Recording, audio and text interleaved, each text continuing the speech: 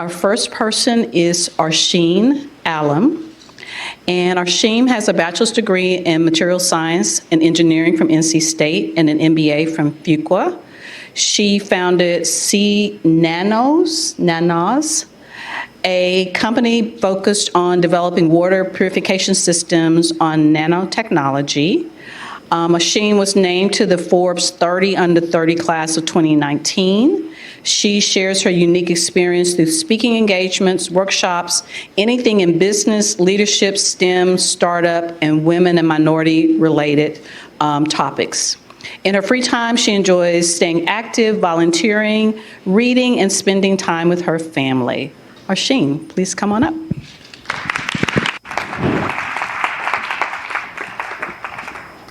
Good afternoon, everyone. Thank you for being here. My name is Arsheen Allam. So I'm going to tell you a little bit about my story, and I will start with age 2-ish Arsheen, which is about as far back as my memory goes. So here I am living that jet setter life at Amsterdam Airport, but not really. It's not that glamorous. My father's Indian and my mother's Pakistani, so I spent a lot of my time growing up visiting their homelands as well as that whole part of the world. It's a huge privilege, but one of the things that really stood out to me from a young age was the lack of access to basic resources such as clean water and energy for such a large population of the world. This led me to studying material science and engineering at NC State, where I spent my 4 years of undergraduate research working in a lab developing low-cost carbon nano water filters. I ended up patenting those filters and launching my first startup, C-Nanos. And that whole experience taught me two things. One being, these filters were great for groundwater and river water, but with groundwater levels depleting and like 97% of the Earth's water in the oceans, we really needed a desalination solution. So I started researching different desalination technologies and learning about the limitations.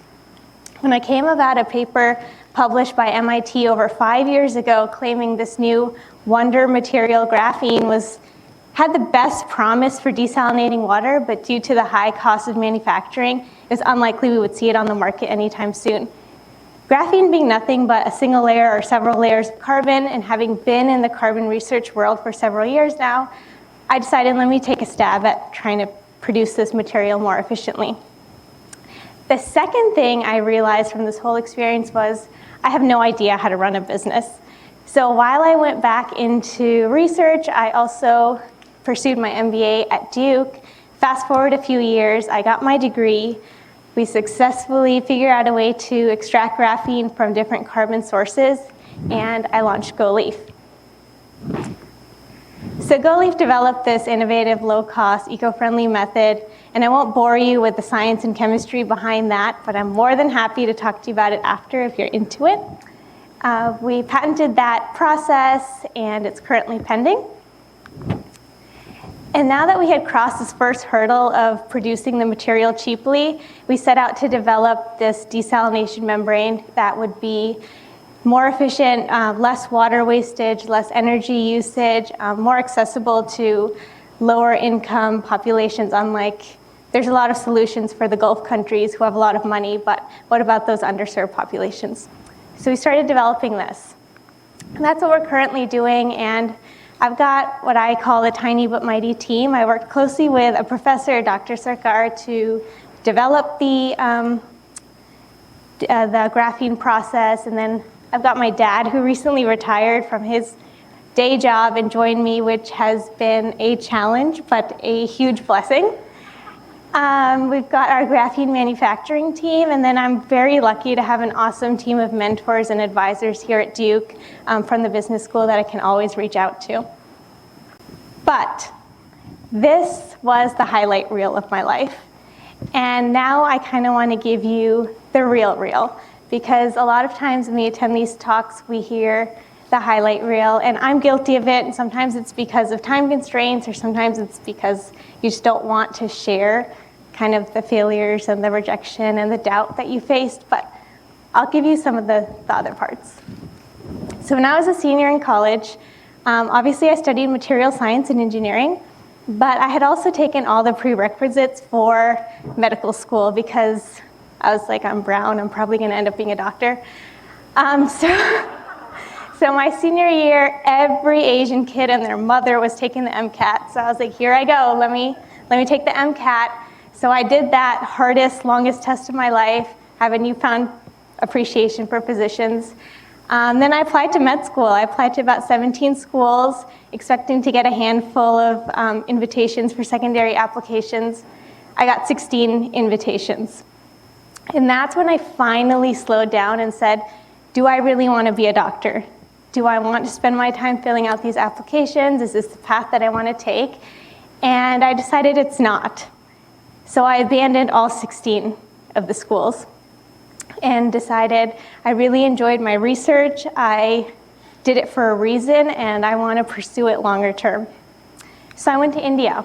I spent about 6 months in India, and the first orphanage we set up our filtration system in was obviously a very magical, rewarding experience, full of challenges, including I didn't realize you can't really fit a truck into those village streets with your filtration unit on it, so we ended up having to carry parts into the village from the truck.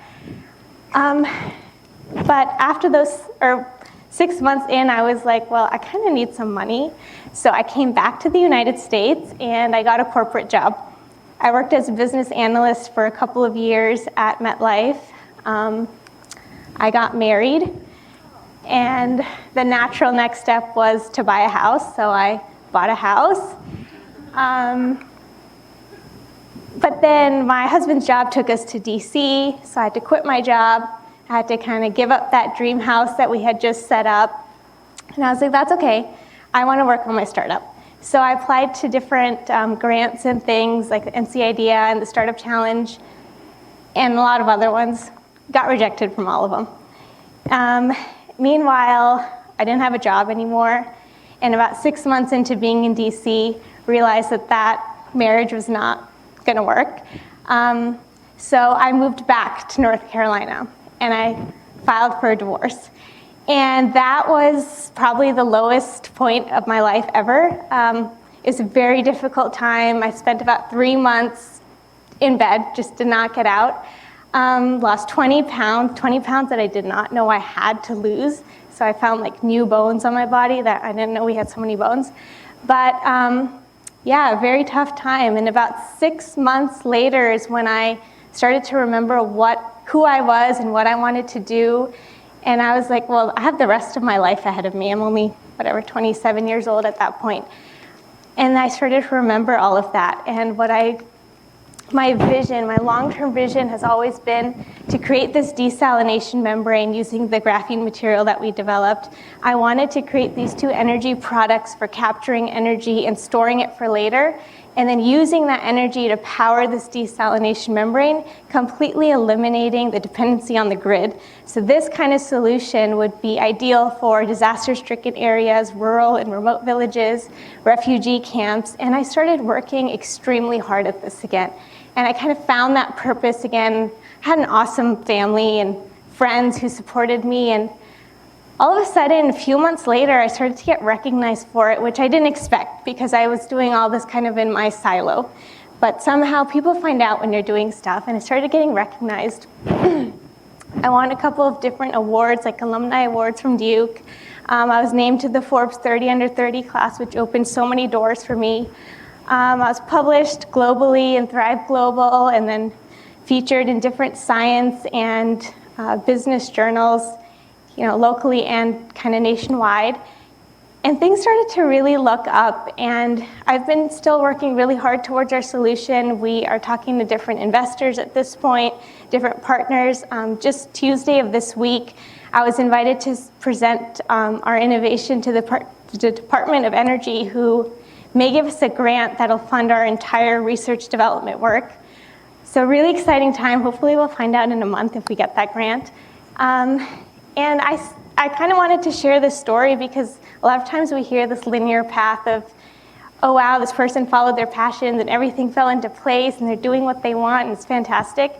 But there's like a lot of ups and downs, and that's what I wanted to highlight here, and hopefully you got something out of this talk. But my original story, which was in the previous thank you slide, I added this addendum because we all have these addendums. We just don't necessarily share them. And I'm happy to take any questions you may have on this.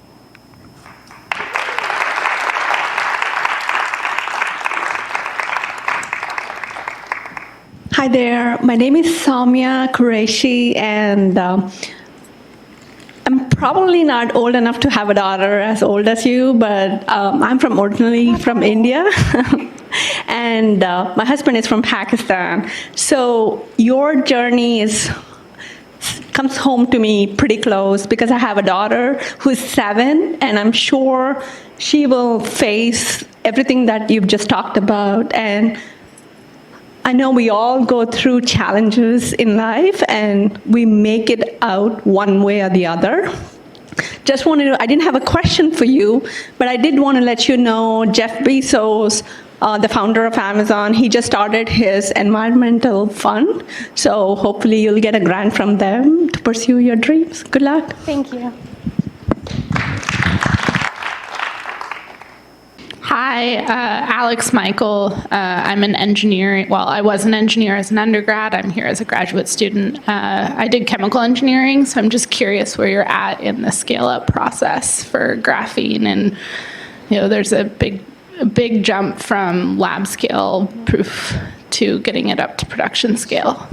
Yeah, so our process is completely chemical. We don't use any capital intensive equipment like CVD machines or exfoliators. So it's very easily scalable. And at this point we haven't needed to because we're just doing R&D.